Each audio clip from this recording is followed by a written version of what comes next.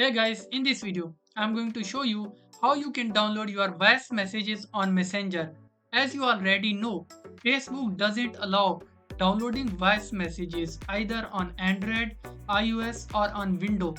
So how we can download the voice messages from Messenger? Stick to the video till the end so you don't miss any process. What you have to do is simply click on three dots at the top right corner. Now click on extension. Now click on Visit Chrome Web Store. From here, you have to write an extension.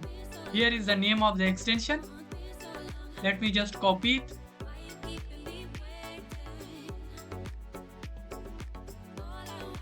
and then paste it.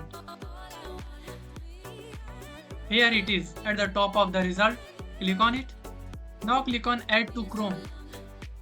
Click on Add Extension.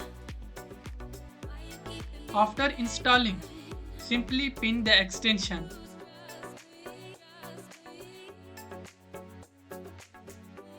Now you can see all the voice messages are available. I can simply download these.